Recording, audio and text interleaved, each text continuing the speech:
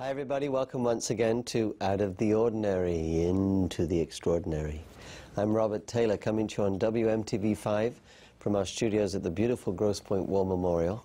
And if you frequently view our show, you know we bring you guests who are exceptional in the metaphysical realm, the healing arts and the creative arts. And our guest today covers all three. He is a very metaphysical person, steeped in spirituality, and he's actually come up with a new form of yoga, Maahaah Yoga. Gives me a great pleasure to welcome Professor Shakoor to the show. Thank you, Robert. Thanks for coming. Thank you. Thank you. And of course we have to mention you've also come along with your student Jennifer George, Right. who's going to be demonstrating some of the postures. That's right. She's been training for about 3 years. Whoa. She'll be coming out demonstrating so people can see and understand that this system or approach of yoga is something that anyone can practice. Maahaah Yoga in itself is not really a new word. It's actually a Vedic term and a Sanskrit term. So Maahaah means great. So it means great yoga. I've used, in English spelling, I've used 7 letters in the Maahaah Yoga to represent the 7 energy centers, or what they call what we call chakras, or energy vortexes.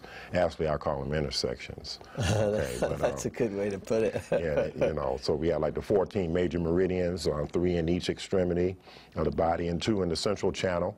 And there's 72,000 minor meridians. I call those streets. So the 14 meridians are main thoroughfares.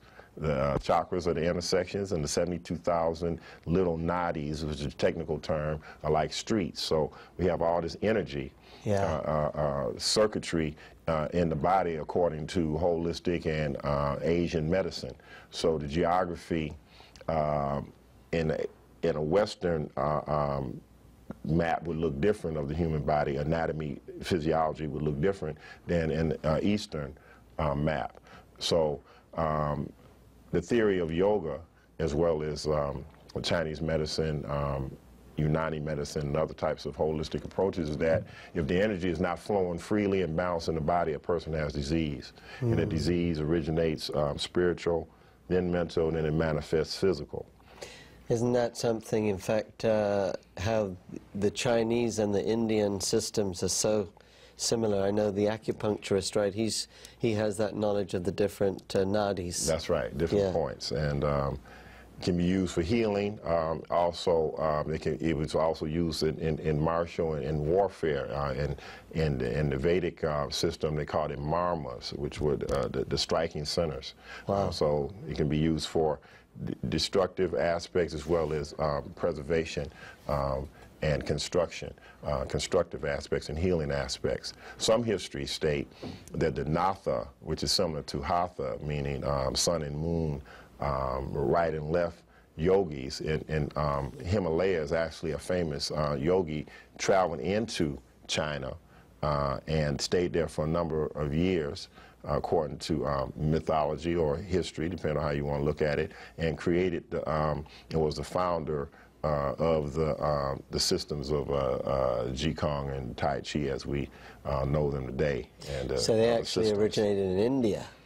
According to the, depends on the histories you want to look at, it, everything basically, most of the culture as we know came out of the Vedic system, out of the Dravidian and the southern, what we consider southern India and Sri Lanka, those areas today. Depending on what history you want to follow or look at. Even the feng shui. That's right. You have the Indian system called Vastu Vidya. That's right. It's exactly like the feng shui of China. Very similar. And, you know, there's some histories that suggest that even the continents as we know them weren't the same at that time, and that Australia was connected in, and East Africa, as we would know today, and the Arabian Peninsula was all connected in, so it was one connected landmass. Possibly some of the islands in what we consider South Pacific were connected in, so basically you had 2 land masses. Some history say 1 land mass, and then because of certain cataclysmic situations on the earth, the continents became as we know them now. But if we look at the history, as you say, you can see similarity in Mayan culture, Aztec culture, ancient Nubian or Kemetic culture, Vedic culture, Chinese culture, and we were speaking earlier before the show started, Thailand and Southeast Asia, Indonesia, how all those cultures are very similar, as well as the Celtic or Celtic culture, where Stonehenge and that particular part of the world had all similar traditions.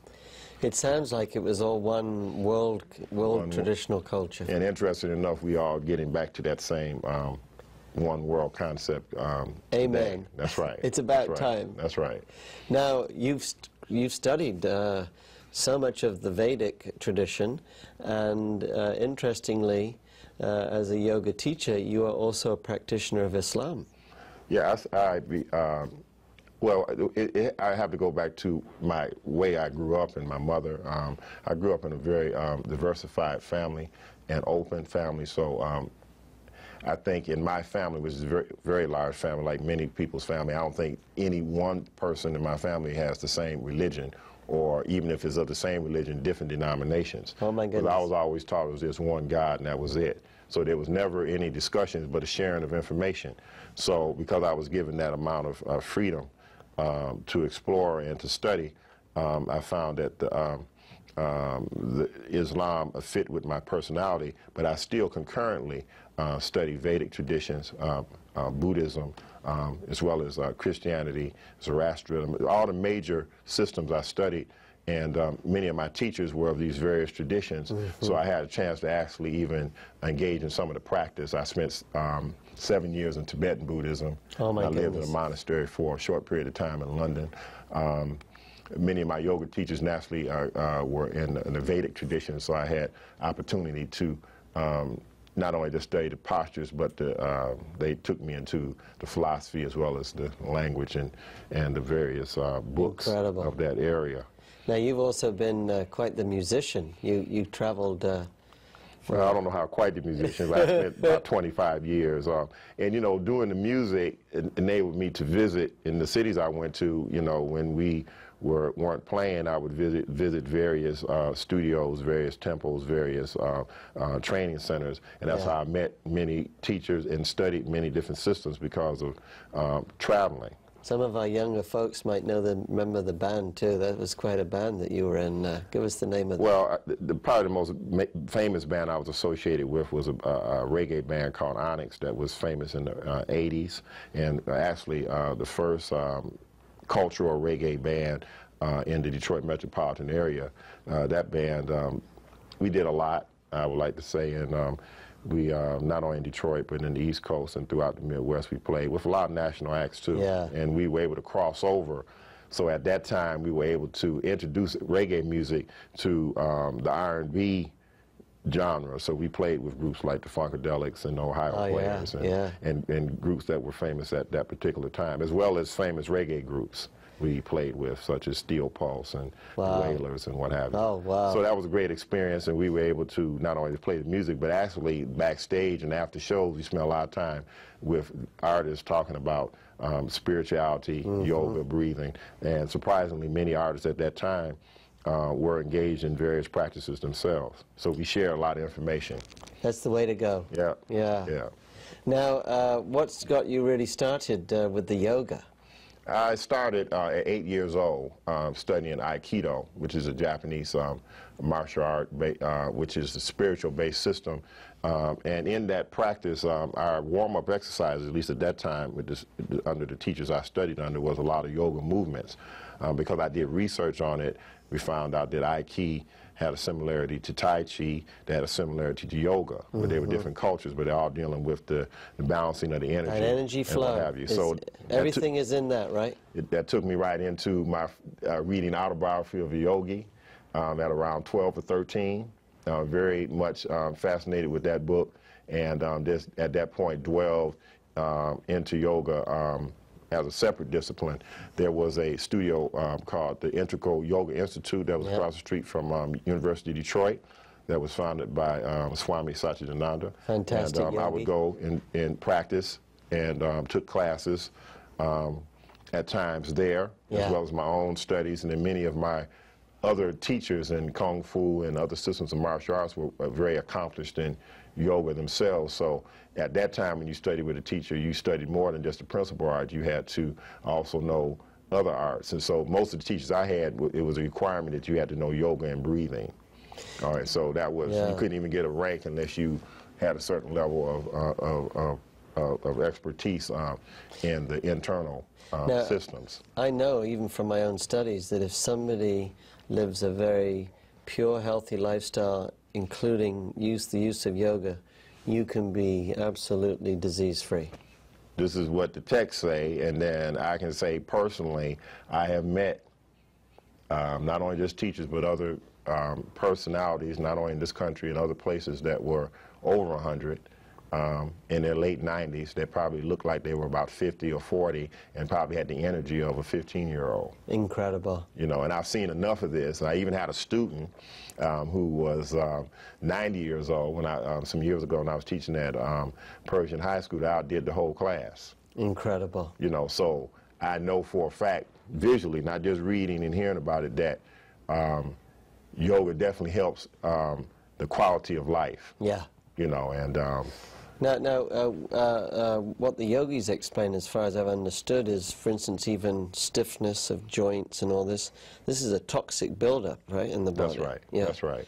So when you're doing these yogic postures, you're actually loosening all those toxins. Is that how it works? Well, that's the detoxification is first. It has to do with, there are different breathing methods. There's one that I favor, that I find it works, but all the breathing methods help promote with detoxification of the organs, and that has to do with relaxing the mind, because the thought patterns create a lot of toxic buildup in the body, because remember we said it was spiritual, mental, and physical. So usually in my teachings I try to deal with the physical and the mental aspects, and the spiritual just kicks in for the individual on its own.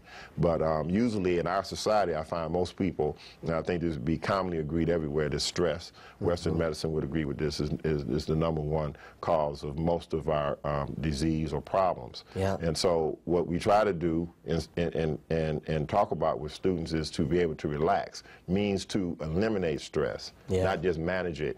Well, to identify it, understand the causes of it, and then to completely eliminate it to where we can, in a highly stressful world that we live in, live a stress-free life is the goal. And from my understanding or philosophy, that would be one of the main aspects of the yoga. It's not so much the postures. The postures have an importance because we have a physical vehicle, so we have to keep it tuned up. So I consider the physical movements like taking your car in for a tune-up. We're just doing a tune-up, but it's not a physical competition. Right. So some people look in yoga books and they see people that at a very advanced level, people who have a physical physique that is maybe very, very thin. It looks like athletes. Yes. So they figure, well, there's no way I can do this because I don't look like this, but anyone can practice yoga, because really the physical yoga, which is highly popular in the country today and very important, is really only 10 to 20% of the whole yoga system. So I'd like to remind everyone we are with Professor Shakoor, who is the founder of Maahaah Yoga, the Maahaah Yoga technique. And he's actually going to be able to show us, even sitting right here in the seat, some interesting postures you can do. Maybe this would be good if you're on the flying on an airplane or something, yeah? That's right. Yeah. That's right. Anywhere where you can sit, and it's commonly agreed that naturally the spine, which is the first organ or body part that is created in a human being, is central. Okay, so we keep the spine straight, the shoulders are relaxed, the feet are firmly planted. One can do this anywhere where one can sit. We can do these exercises standing too, but here a person can be at work, like you say, sitting at home, washing clothes. There's a lot of ways you can get practice in. The shoulders are relaxed. We bring the arms up and we open the fingers, so we keep the fingers spread for circulation, but everything is relaxed. The tongue, the tip of the tongue is at the roof of the mouth. This stimulates the brain, activates the thyroid, which deal with the metabolism, activates and promotes deep breathing, and brings about complete digestion, which is important for the circulation in the body and the stiffness in the joints. So as we sit this way, we bring the wrist down, mouth is closed and breathe, and basically all we do is move the wrist back and forth. My teacher that taught me this was one of they considered the longevity exercises, and this brings down the blood pressure if it's too high. It brings up the blood pressure if it's too low. And if one doesn't have those conditions, one should not get those practicing this. This also helps with those people that have problems with diabetes. This is great for senior citizens. Senior citizens. This also helps with carpal tunnel. Oh, okay? Wow. All right. So down and then up. So everything we do down, we do up with these exercises. So that's the yin and the yang aspect. We do them at a moderate pace. Again, the tongue is at the roof of the mouth. We bring the arms out to the side. The shoulders are relaxed. Slight bend in the elbows in the same motion. And then upward.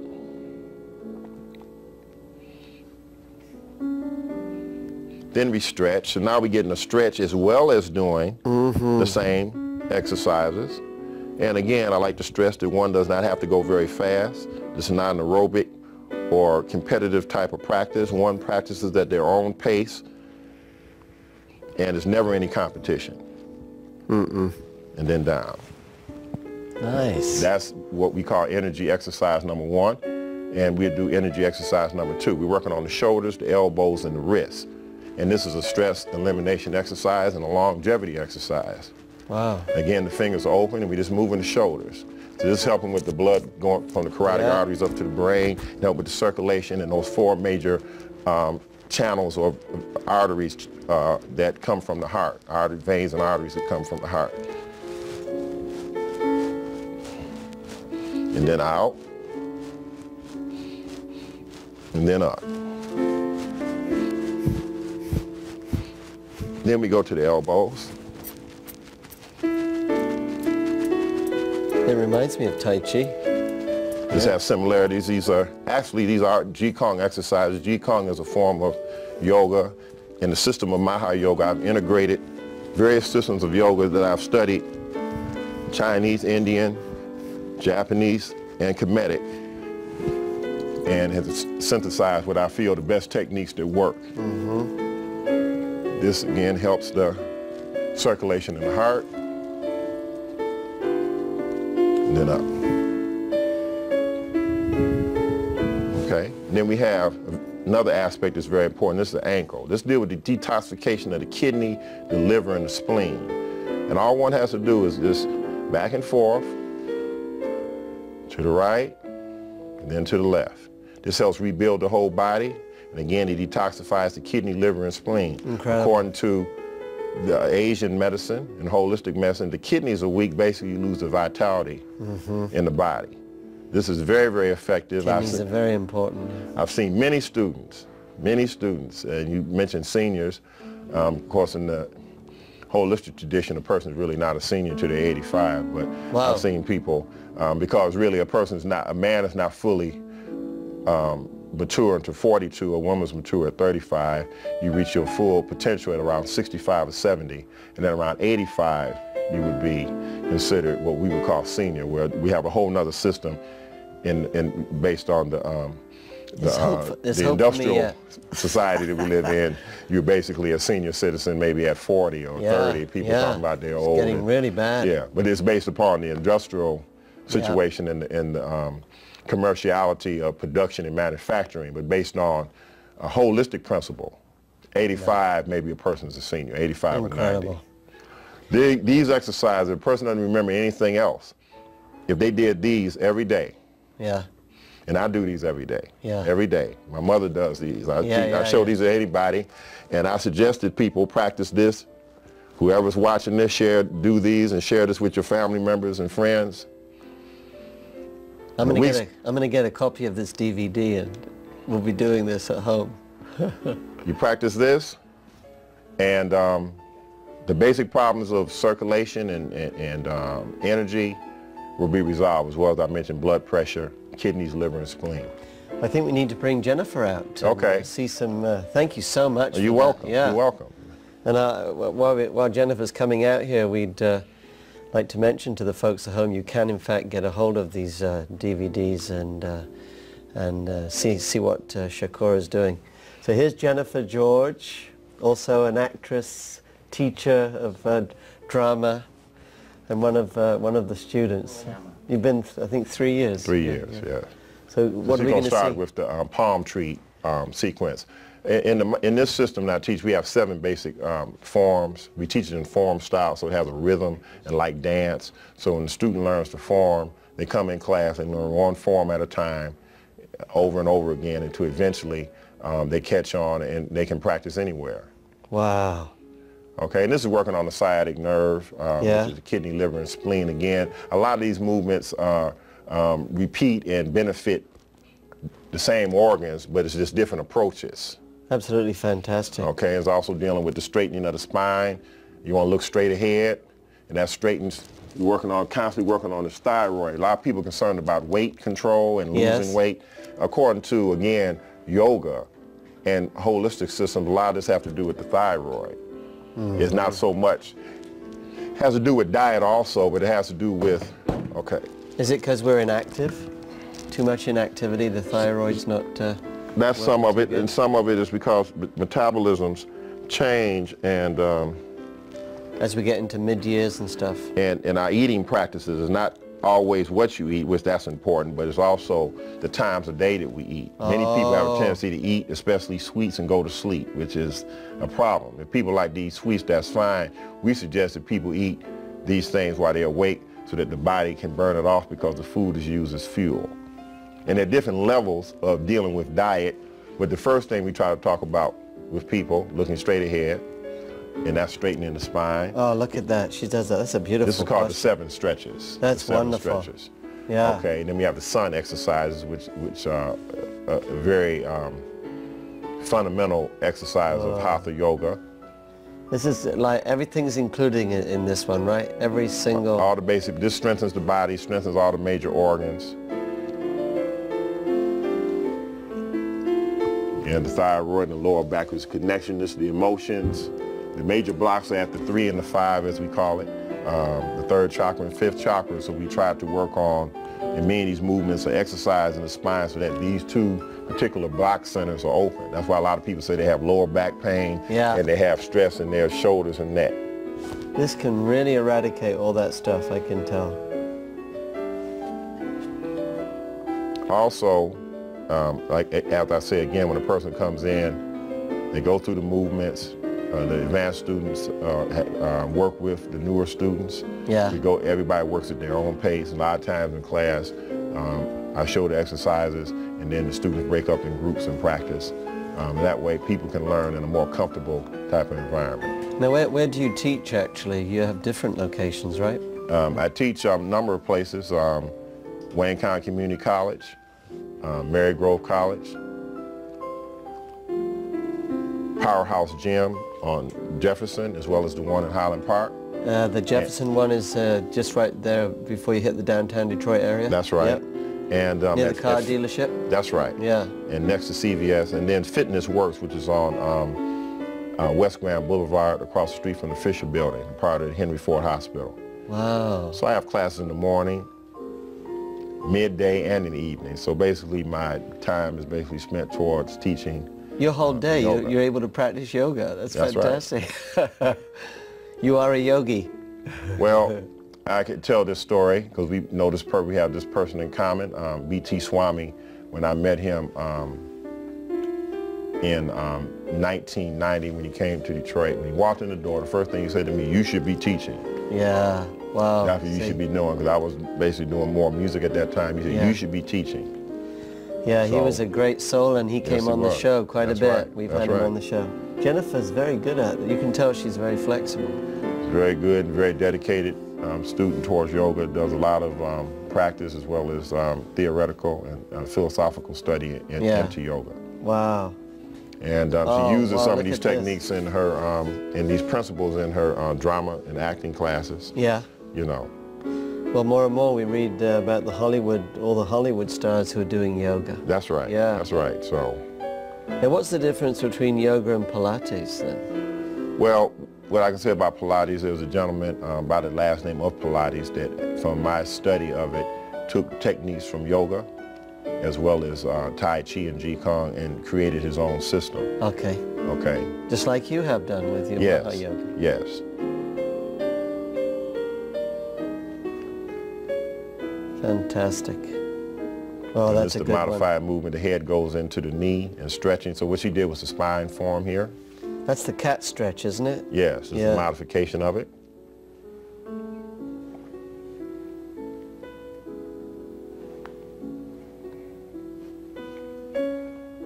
It's the balance. Yeah. That's beautiful. And these are just some of the forms and techniques that a person would learn if they came to our class. Like I said, we have sitting, we have standing. If there's anybody wants any more information, do you have a contact number that they can call? They can call 313-971-1930. Okay. So repeat that for us. 313-971-1930. And if you want any more information, actually, you can always call us right here at the War Memorial, and we can give you contact with Shakoor. You can call us at 881-7511. And if you can just do it right here in Grosse Pointe, this is a great place also, the War Memorial. There's so many different types of yoga that you can study right here, different classes, even prenatal yoga. Isn't that something? That's right. Yeah. So we want to thank you, Shakoor. I want to thank you very much, Robert. Jennifer, thank you so much. Thank you so much for coming. And again, I want to thank all of you for joining us, and keep doing this yoga stuff, because I do it personally. I've even taught it, and it's such a wonderful system of exercise for the body, mind, and the soul. That's right. So I think we'll go out with a couple of more postures from Jennifer. Again, thanks again, and God bless. Right. Don't forget, God is alive, magic is afoot.